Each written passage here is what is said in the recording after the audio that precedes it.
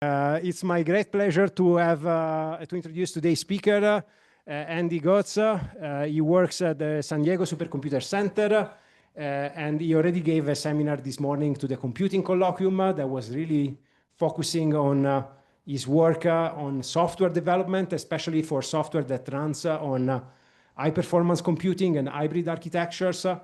This afternoon seminar is going to be more about the applications of the tools that Andy developed.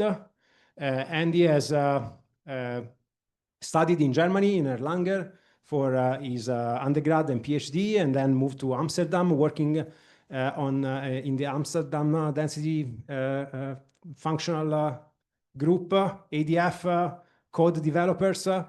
Is one of the commercial widespread software to do quantum chemistry simulations on molecules and materials, I guess. And then he moved to San Diego, and he has been there for the past 16 years.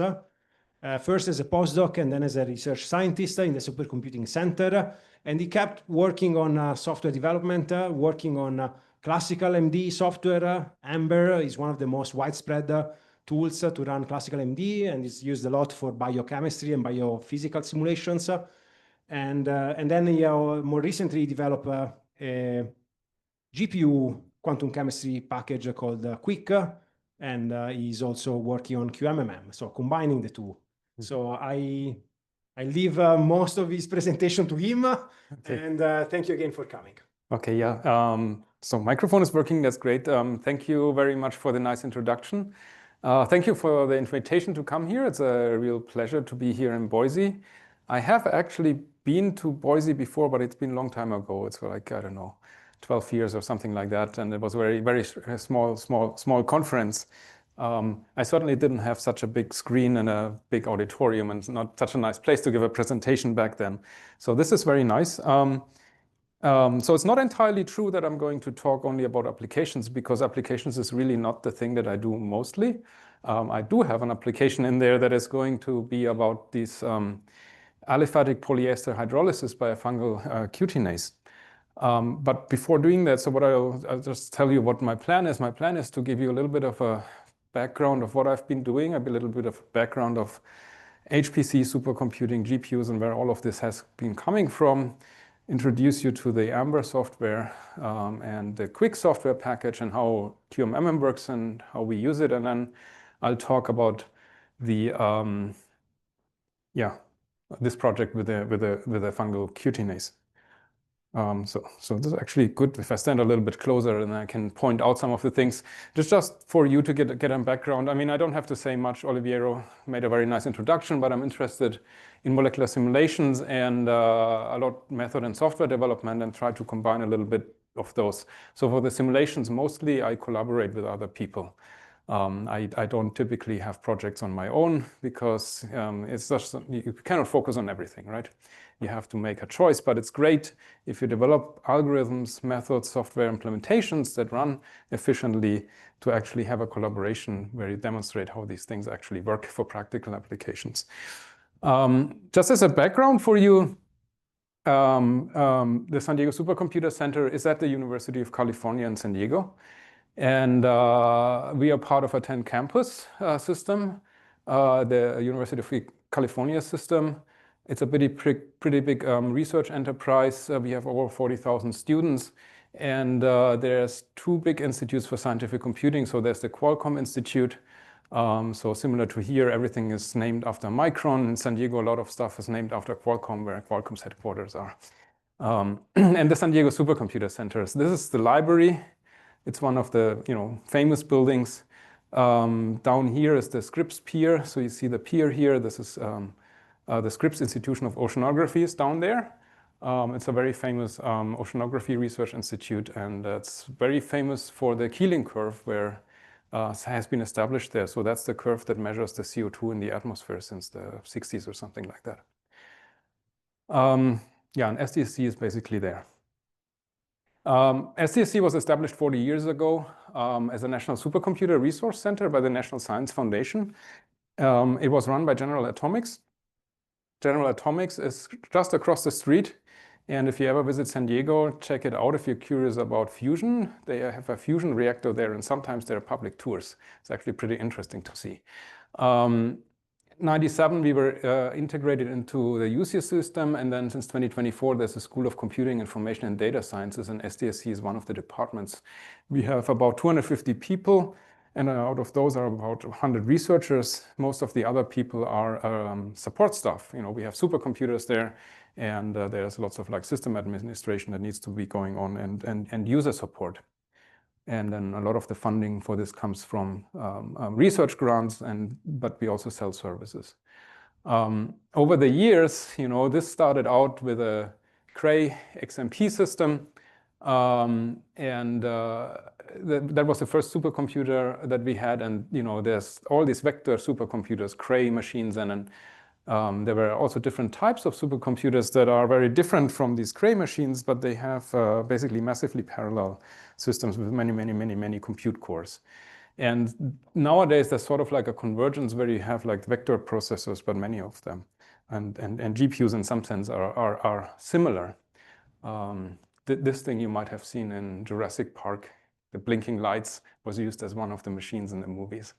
It was a thinking machines, maybe not the CM2, maybe a different one, but one of those. And so if you look over the time, how the hardware has developed, so we had the first computer, the Cray XMP, had 800 megaflops, so floating point operations per second performance. Now, this is our main production system. It's called Expanse. Some of you who are doing computational modeling maybe have allocations on the system to run some of your computations. That has an aggregate performance of 5.2 petaflops. That's 6 million times faster. So you see, I mean, there's a lot of hard and soft hardware development has progressed a lot over the last, well, this was 35 years. And then, you know, you add another 5 years. Now we have Cosmos. I'm a co-PI on that system. That's a testbed system where we are evaluating new types of processors. This is 15 times faster than Expanse, but everything fits into a single rack as opposed to, you know, multiple racks. So it's a much smaller footprint. I just want to show you very briefly as a background for motivation of GPU computing, also multi-core processing and so on. This slide here, this is taken from this website here. It shows multiple different things over the years, in particular Moore's law. You might be familiar with that, you know, the number of transistors approximately in integrated circuits doubles about every 2 years. So it's an exponential growth, and that's still true. So if you look at, you know, this yellow line here, these data points. But another thing that you can see is that the clock frequency of your processor has remained basically constant since the mid-2000s. So when I was a graduate student, what I could do is I could just wait 2 years and my code was magically running 2 times faster. That's not the case anymore. Instead, what's happening is, you know, you get many more logical cores. So even your laptop now has 4 or 6 or 8 CPU cores, right? And in the, you know, supercomputer nodes, we have many more CPU cores. So that's where a lot of the performance increase is coming from effectively. And what you really have to do is you have to write parallel code if you want to make use of any of that performance. And that's where GPUs have been evolving. So they are massively parallel compute units effectively. These are outdated plots, but the essence still holds. And I just want to show you here on the left, this is the floating point performance, so how many computations you can do, and the memory bandwidth, so how quickly can you move the data from the RAM on the GPU to the processing units. And you can see a gap between what are CPUs and GPUs. So GPUs have a higher floating point performance, and they have a higher memory bandwidth. And that's important because many algorithms are actually memory bandwidth bound nowadays. So GPUs are pretty good at, you know, data parallel computations, matrix algebra, and they're very well suited for deep learning methods. So everybody who's doing some sort of like AI with deep learning models or large language models or whatever is running these on GPUs typically, or some special accelerators. And all of this was driven basically by industry that has a lot of money and budget available to drive these developments. So we have to use basically what we're getting in terms of hardware for that, and we have to adapt our software and algorithms to that. There's just no choice. Yeah, Expanse is basically our supercomputer that we have at SDSC, and maybe I shouldn't. Yeah, it's a typical system where you have a combination of CPU nodes and then some nodes that have both CPUs and GPUs, and then of course everything is attached to the cloud, open science grid for grid computing, and then performance storage for I/O, both for fast I/O and then also for storing the data that you produce during your simulations. Cosmos is the new system that we have. You see that's the single rack, and then there's another thing here that's lighted up. That's the high performance storage for the compute units. And let me see what I have on those slides. I just wanted to show you how these things actually look like nowadays. This is this rack, and then each rack has these compute blades, and each of those compute blades has two compute nodes. You also can see the liquid cooling. This is a fully liquid cooled system, which is actually very nice because it's more efficient, power efficient. It's also much more quiet, and it doesn't produce a lot of heat when you're standing next to it. I mean, usually you don't want to go into the data center, but if you have to, then that's also much nicer. And you can see the blue lines, the cold liquid comes in, and then the hot liquid comes out. And here in the bottom, there's a heat exchanger, and with the water that's provided by Campus. And yeah, then each node, there's 2 nodes in one of these, and so for a total of 42 nodes with 168 APUs, and that gives us the compute performance, and that is all connected to the to a very fast flash-based file system, and then capacity storage as well. And one of those nodes looks like this. You have 4 APUs sitting on there, and then APU is basically a processor that, and I think I have that on the next slide, maybe briefly, that has both a CPU and a GPU on the same chip. And these are interconnected by very fast interconnects. So if you parallelize your program to run efficiently on a GPU, eventually, if your simulation is large enough, you want to parallelize across multiple GPUs, and you can do this with MPI programming models, or for GPUs. If you stay with a single node, there are other options with which you can do this. But the GPUs need to be able to talk to each other, and there are special interconnects here depicted in red for very fast communication between the processors, and then between different nodes, everything goes out through network cards. That's how the chip actually looks like. You have the memory that's sitting on the chip. That's very high fast memory. It's called HBM, high bandwidth memory. And then you see these chiplets here. You can see 1, 2, and 3. Each of those are actually 8 compute cores. So AMD Zen 4 compute cores. These are just regular x86 compute cores, like in a laptop or other desktop computer. And then on the same chip, you have these accelerated compute dies. You can see one of them here and then another one here. So there's a total of 6, 1, 2, 3, 4, 5, 6. And each of them has 228 vector processing units. So you can already see you have many, many, many more compute units on each of those chips. And each of those these are vectorized. So you get a much higher computational throughput if you're running on those, but you have to program it in a special way. The supercomputers overall that we have available are all mostly heterogeneous. So in Cosmos, we have the same CPU and GPU on a single chip. Usually they are on different chips, but it's the same system. You have basically either APUs like on El Capitan. Aurora has Intel CPUs and GPUs.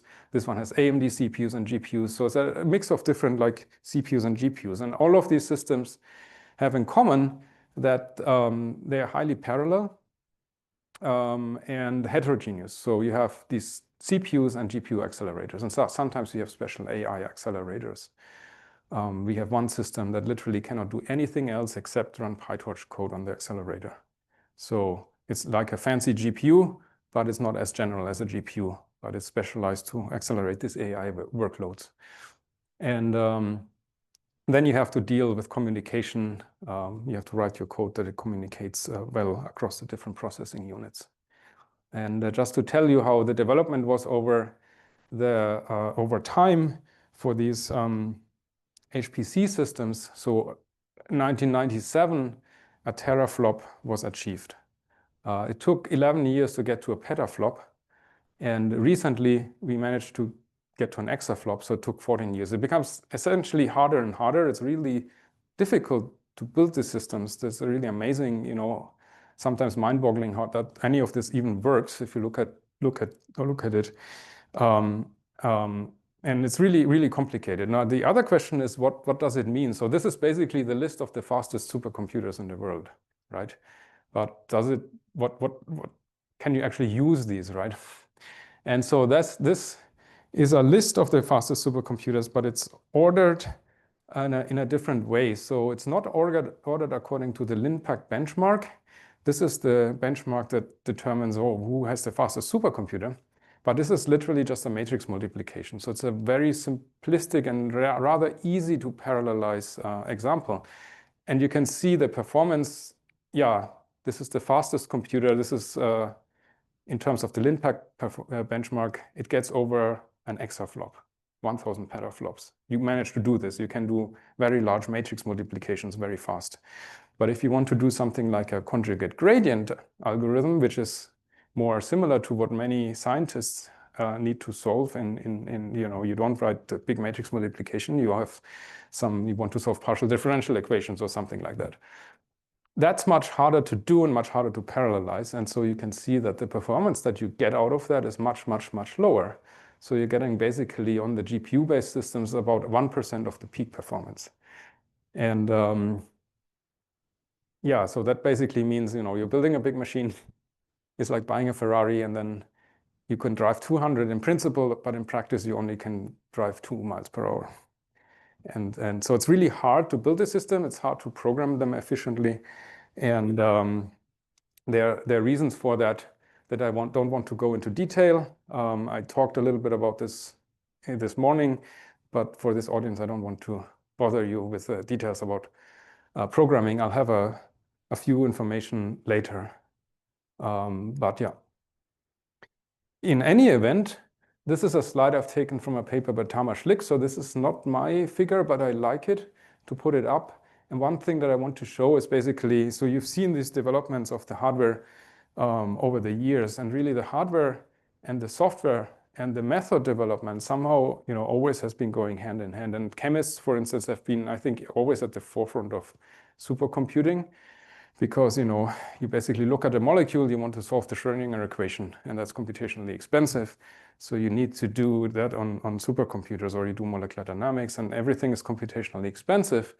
So many of the methods have been evolved over time and had high expectations with new technology triggers, like supercomputers. Like in the 80s, everybody got excited, and at some point you realize, well, the MD simulations run fast, but not as fast as I need them to do something really practical with it. I can learn a lot, but, you know, it's not as good. And then often you get like into a trough of disillusionment.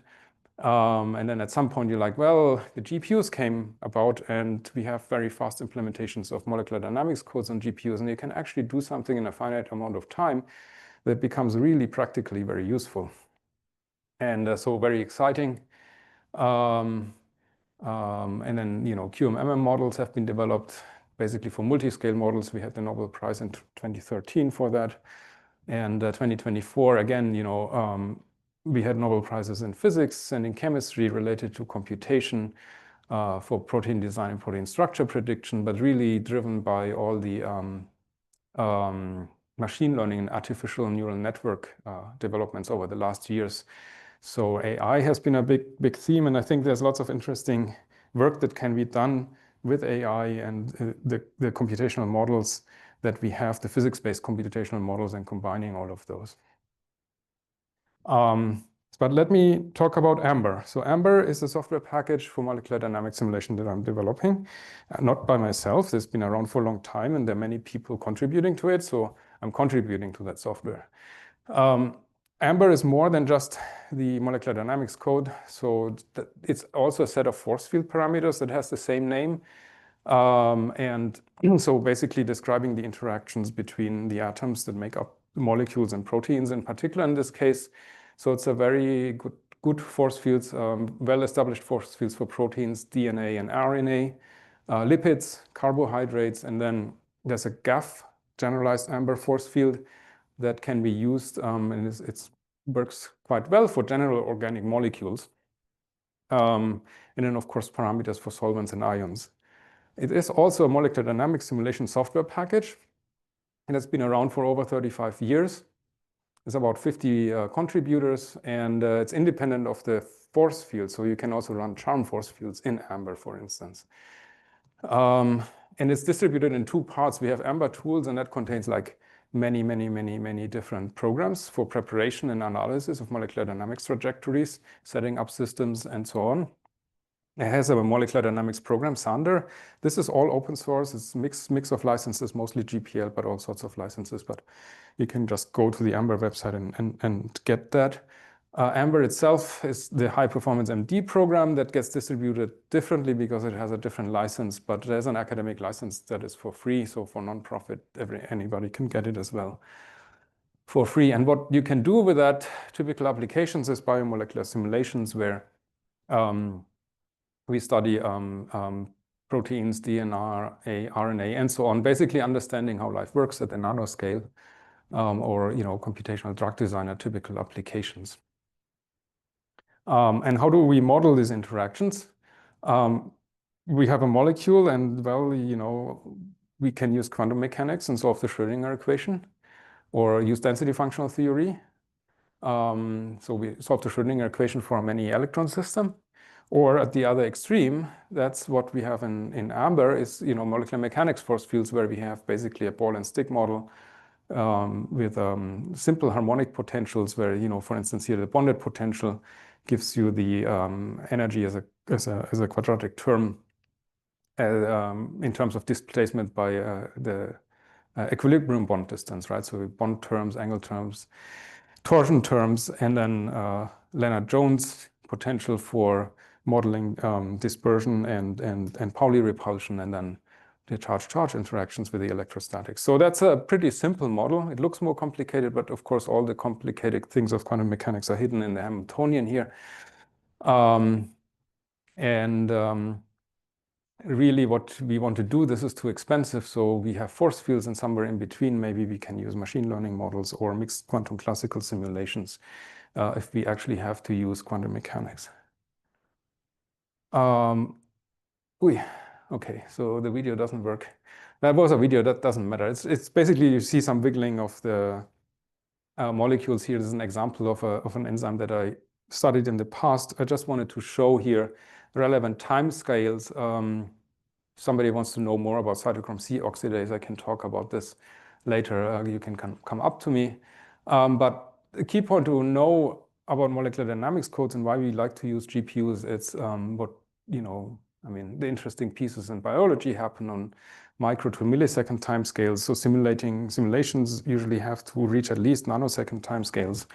But the time steps are femtoseconds, and that literally means we have to use hundreds of millions of time steps. And if you want the simulations to finish in a finite amount of time, so if you're a graduate student and you want to graduate, not in 20 years, but maybe in 2 years, it means the simulations have to be fast, and it means we have about a millisecond wall clock time available for an MD time step. So 1 millisecond to compute all the hundreds of thousands interactions between all the atoms in the system. And that's where the GPU implementations are very efficient. And this is a benchmark from 2018, but it's literally still looks the same. If you run the MD code on a state-of-the-art compute node, in this case, it was with a 36 CPU cores, and then you compare the performance that you get in terms of how many nanoseconds of, in this case, it's the example was a cellulose strand in water, can you simulate in 24 hours, so in 1 day, you're 10 to 20 times as fast on a single GPU with the implementation that we have. So it becomes really efficient, and you can actually do some simulations even on desktop computers. That brought us to quantum chemistry. People got interested, of course, in using GPUs for all types of different applications. Quick is the quantum chemistry code that we develop. You can get it for free at this website. So it's a collaboration with Kenny Mertz. The code originally came from Kenny Mertz's group. It's open source, and it's distributed and it's integrated with Amber tools for QMMM simulations. can do Hartree-Fock and DFT calculations. It's a Gaussian basis set code, and yeah, you can use it for high throughput QM calculations or for QM-MM simulations of, say, reaction profiles, enzymatic reaction profiles, or free energy methods, and so on. And yeah, so that's basically density functional theory expression. And the expensive pieces are, the electron interactions, for which you need the electron repulsion integrals for the Coulomb interaction. And then you have exact exchange if you have Hartree-Fock theory, or if you have a hybrid functional that's not explicitly written down here. The other expensive piece is the numerical quadrature of the exchange correlation potential and the energy. And that is done numerically on a grid. And because it cannot be computed analytically, and there's thousands of grid points per atoms, and you can see, so the electron repulsion integrals, they're literally billions to compute for one Hartree-Fock or DFT calculations. And for the exchange correlation quadrature, we also have a lot of grid points. So this parallelizes very nicely onto GPUs. And then, so we have those two codes, and we can combine them for QM-MM calculations. And so when you want to do this, is typically either you know that the force field is not good, or you have something like a reaction where the classical force field just doesn't work. So you have to use a quantum method to describe that region of interest. And so you have this small active region, and then it looks really simple. You have a total Hamiltonian that is the Hamiltonian of your QM region, the classical region, and then you have a piece that couples the quantum in the classical regions, QM-MM Hamiltonian, okay? And there's nothing new, so this has been known and developed since the 70s, but it's nice if you have an efficient implementation for that and a user-friendly implementation. And so the way this looks like is basically, if you write it in terms of energy, you have the QM code computes the QM energy, the MM code computes the MM energy, and then this portion here is written down here. The QM-MM energy is, depending on what you compute, is done by the QM code or the classical code. So the classical code does the Lennard-Jones potential. So you keep the dispersion and the Pauli repulsion between the classical and quantum region with the classical model. And then we have an explicit inclusion of the point charges QK here on the atoms in the classical region with the quantum mechanical electron density, and that you can include into your Hamiltonian and compute explicitly with the DFT code in this case. And then you just send data forth and back between the codes, and same for the gradients to compute the forces on the atoms. Don't think I need to give details about that, but that's basically all you need to know. In addition, is basically, for instance, the electric field due to the quantum mechanical charge density at the position of the point charges to compute what is the effect of the quantum mechanical charge distribution on the forces on the classical charge, right? And then you do covalent embedding if you have to cut between if your quantum classical region crosses a bond. What we do is we add a link atom in this case. So that's pretty straightforward, and in our hands, we found this to be quite numerically stable. And with that, you can do QM-MM simulations, both of covalently and non-covalently linked QM and MM regions. The whole implementation is numerically stable, so energy is well conserved. This is an example, just a benchmark system, just to show that the code is numerically stable. In terms of performance, we've done a lot of performance improvements over the last years. There's just to give you an impression. So I showed you before, you get like nanoseconds per day simulation time with a classical force field. So the quantum DFT calculations are way thousands of times more expensive, even if you run them on GPUs. So these are benchmarks on an A100 GPU that would be here. So if you go to newer GPUs, more powerful GPUs, they're a little bit faster, 2 times maybe. But just as a gist of the essence, so these are typical basis sets that you would use depending on how many atoms you have in the QM region. And we're not talking about thousands here. That's maybe 50 to 150. We're talking about timescales of 1 to 10, maybe picoseconds a day. Okay, so that's the sampling, the amount of sampling that you can get out of a QM-MM simulation. Okay, so now I have tortured you a lot with stuff that you maybe normally don't look at about hardware and software and how we implement these things. So now I'm going to talk about something that I actually didn't do myself. I did do in a collaboration with Pietro Vidosic and Marco De Vivo, so he would really be the person to talk about this very well. I want to show you how we used Quick and Amber for this studying the reactivity at the active site cleft of a fungal cutinase for this polyester hydrolysis to try to understand this. Olivier, how much time do we have? 10. 10? Okay. Just as a background, it's all about, the plastics problem and, the waste that we generate and trying to build a bioeconomy for a circular economy in which we recycle plastics. So there's a way trying to degrade plastics, basically doing this enzymatically. And there's all sorts of different types of plastics. Many of you probably might know more about this than I do. In this case, we're looking at polyesters, and famous polyesters are like PET, for instance, polyethylene terephthalate, but there are many others. And there's biodegradation of polyester. So there are bacteria, for instance, that degrade and assimilate polyethylene terephthalate. So these were early examples.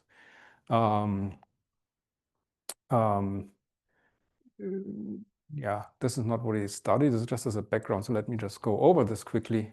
And there's many different types of polyester plastics, right? So you can have different side chains. You can have different lengths, and I'm not a polymer expert, but you can basically produce polyesters with different stabilities and properties. Hydrolysis of these different polyesters likely requires different enzymes, right? Because enzymes are very specific to the reaction that they catalyze. And so that has to do with the active site regions and what they can accommodate in that active site region.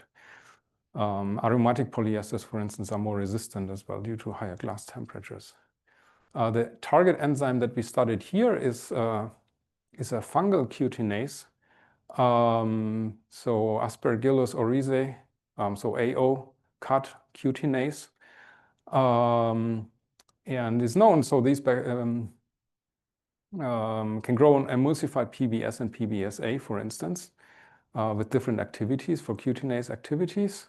And so we were interested in studying basically, and it's the first time that it was studied for an aliphatic ester hydrolysis. And so this is the canonical mechanism. I'm too much in the world of computing, and we are talking here about mechanisms. There's basically an acylation and a deacylation step. And what's important is it's well known there's a so-called catalytic triad. So there's always an aspartic acid or aspartate, histidine and serine that make up the active site. And so if you have a polyester, and so here's one of the ester bonds, so you have like the ester bond R1 and R2. So the acylation step is basically, so the aspartic acid, the aspartate doesn't participate in the reaction, but it helps orient the histidine. The histidine participates by accepting that proton here on the serine, makes it a better nucleophile. So we have a nucleophilic attack of the serine basically here at the ester bond. Then we form this tetrahedral negatively charged intermediate. There's something called an oxyanion hole. This basically, this is the oxyanion. It gets stabilized by amide backbone side chains in the enzyme. So this is actually important here, this hydrogen bonding to stabilize this intermediate, right? So that's how enzymes work. They stabilize intermediates and then lower the reaction barriers.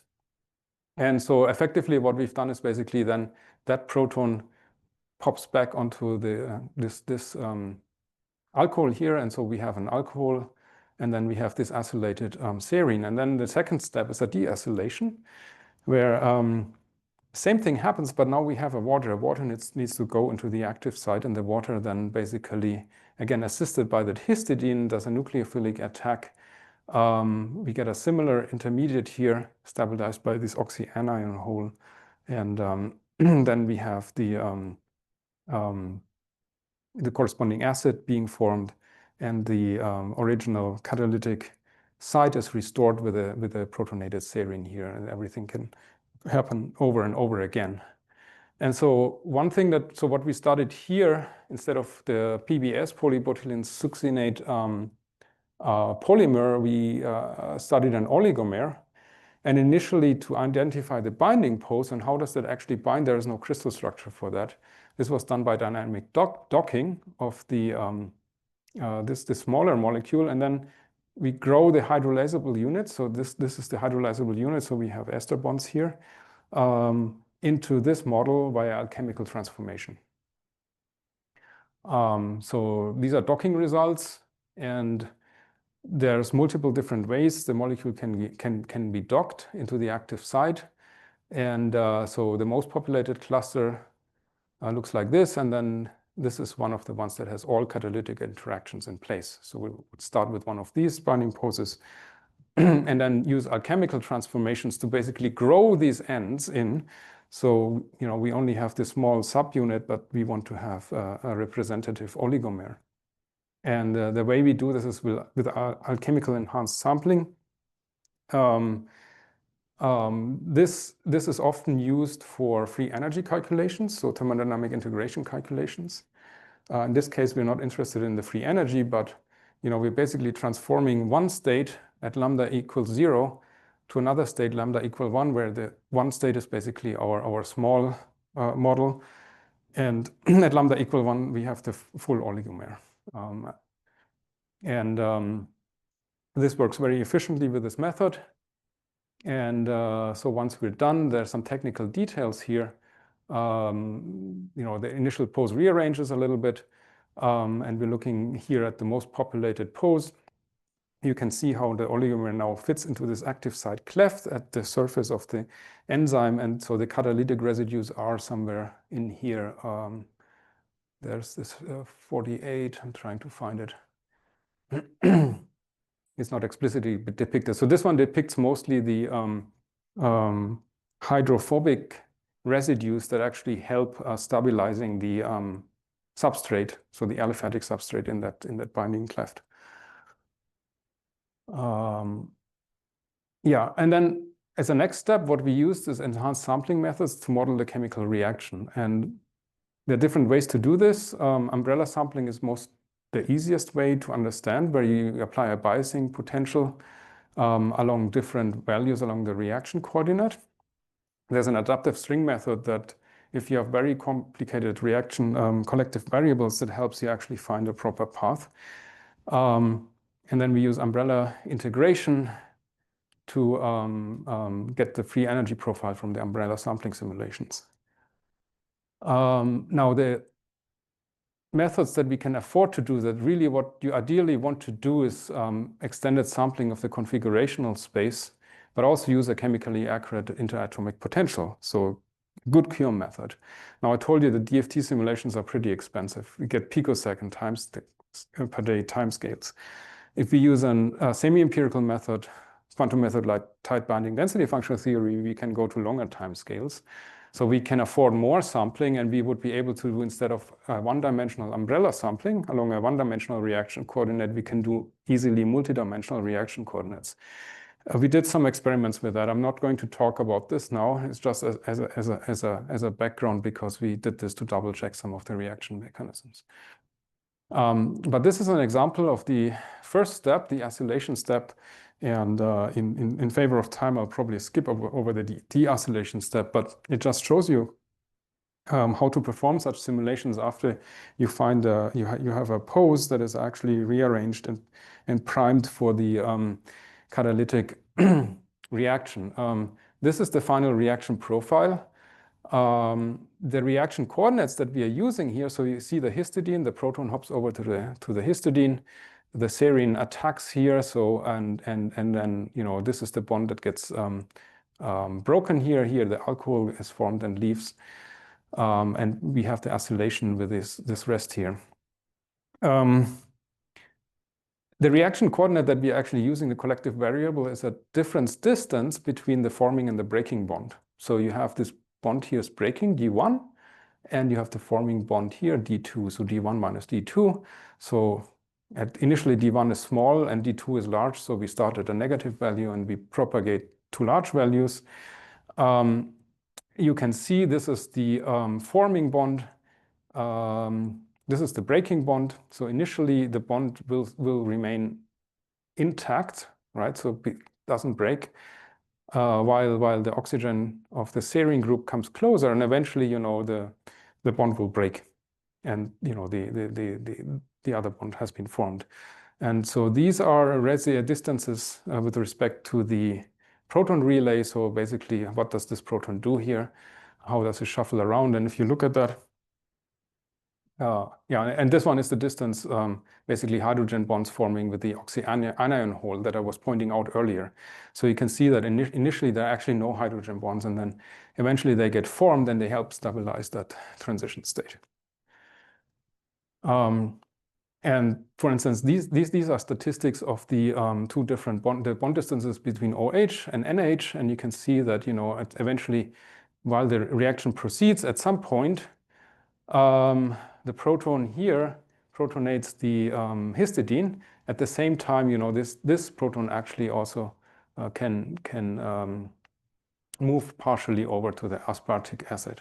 And so there's all these interactions that are happening at the same time, and this is all well described by the quantum mechanical model in the quantum region. I don't have much time anymore. I'll very quickly talk about some other things. The next step basically is, okay, you have the acylated enzyme with a polyester hanging on there, and this can actually flop around. So there's actually it's not like it's really stuck in this binding pose. It is very flexible. It can move from a lower into an upper conformation. And so if you run long time scale, this is not QMM, just the classical molecular dynamics for the bound acylated intermediate. You can see it flops between the different upper and lower states. And this is important because the water needs to come in here. And actually the upper configuration is more, conformation is more amenable for the water come in and for the to enable the deacylation step. This is the deacylation step. It's very similar. I can just show you this is lower. The activation energy is lower, so the rate determining step is actually the acylation, the first step. Another thing that I didn't mention, there's actually a short-lived intermediate. So this is actually the intermediate here. You can see here the intermediate basically with the oxyanion, and there's these transition states in between, and they have to do with the proton shuttling between the histidine and the water molecule in this case, and then reprotonating the histidine so that we get to the final product. So what have we learned from these simulations? What we learned from these simulations is, well, first of all, substrate enzyme coupling can be achieved via alchemical molecular dynamics simulations with this ACES algorithm. So that worked actually quite well. I haven't explicitly explained much about this, but in AO cut, the oxyanion hole is buried and accessed as the acylation reaction proceeds. So that those were the, maybe I can go back here. You can see that these bonds form late on. And in other enzymes, they form actually earlier. And so this might be one of the reasons why the first transition state is much higher than the second one, where the bonds are already in place. You can see here the bonds are already in place, those hydrogen bonds. And the free energy is modulated by the number of hydrogen bonding donors to the carbonyl oxygen, basically. That's what it says. And so some of these insights basically help to give some ideas about cutinase engineering. And if we look at the transition state 1, it is actually also stabilized by a hydrogen bond to another serine. To prove that, you can actually see that the transition state becomes higher if you do this mutation in silico. So it could be tested experimentally, for instance. The other thing is when I was talking about the isolated intermediate being able to adopt a lower and upper conformation, there's literally these rigid walls, and it's hard actually to flop up. So you could make a mutation here between this leucine, which is always pretty close to the block, closing this cleft here, and maybe mutating this into alanine will facilitate this up-flopping and should increase the probability for the reaction to proceed to the second step. So that could be something that might be tested. That brings me to the end of my talk. So we were able basically to have the full reaction cycle modeled using these QMMM methods implemented in Quick and Amber, all within a reasonable time scale and a good accuracy, with reaction barriers that are reasonable and expected and match also what we know from other polymerases. Yeah, so we have revealed substrate enzyme coupling with these alchemical MD simulations, and QMMMD provided the reaction barriers and mechanistic insights. And that was all enabled basically by our Quick quantum chemistry code and Quick plus Amber. And with that, I'm at the end of my presentation. I would like to acknowledge people and funding. NSF has supported a lot of our software development, but also the simulations. SDSC and then Access Compute Resources, Intel, AMD, and NVIDIA have helped a lot. Many people over the years have contributed to the development of the software. Yeah, just never one person alone does it. It's a lot of effort, lots of work, and lots of great collaborators, but also postdocs and graduate students. Very important. And then the industrial collaborations as well. Then for Cosmos as well, you know, this is also an NSF-funded system. And Pietro and Marco are the people who had the ideas to do the simulations and approached us and were interested in actually using Amber and Quick. They've been using different software before. I don't like to talk bad about other software. This is always never a nice thing, but they were very happy because they said, hey, we can actually do something in much shorter time at the same level of quality. And so I think this was a very nice and successful example on how to use QMMM methods that we developed on GPUs for something that's practically useful. And with that, I thank you for your attention, and I'm happy to take questions if there's any time left. I really enjoyed your talk. I'm an enzymologist, so I love seeing enzymes studied. I have a question. When you were working, not you, or the story you told about using cutinase and that, do you know if they were able to look at the energies of activation that they calculated for the transition state and compare that to, say, like a KCAT or some measurable thing that was measured? And if they did, how did they compare? I'm not aware of experiments. We would have loved to do that for many different reasons, also because you can much easier publish in a much higher quality journal. But I'm not aware for the cutinase here of any experimental data that would validate that. Yeah. I saw another hand. Okay. Hello. I was just wondering what the meshes over some of your oligomer visualizations were. Right there, sorry, in the top right. Oh, that's just the something like this is the solvent accessible surface, I believe. Okay. It's basically, you know, the surface of the protein, if you want so. Okay. Thank you. Mm-hmm. Really interesting talk. And I had a question, it's more on the hardware side, actually. Mm-hmm. So early on, you were showing kind of the GPU performance, increase over time. And then later on, you're showing kind of like what the configurations were you were working with. In the popular media, AMD, or sorry, not AMD, NVIDIA gets all the hype, but I saw like AMD's processors looks like oftentimes they're jumping back and forth versus NVIDIA for being the top of the line. And the hardware that you're using, a lot of them, it's a combination of AMD and Intel. And so what's the reason there for kind of the disconnect between what we're seeing here in terms of absolute performance versus what you hear about on the business side of things? Well, I mean, AMD GPUs are very good. They have excellent hardware, and the performance, I think, is very similar to NVIDIA GPUs. It's a much smaller company, so NVIDIA has very early on invested in GPU computing and programming before anybody else, and AMD has been focusing on gaming mostly.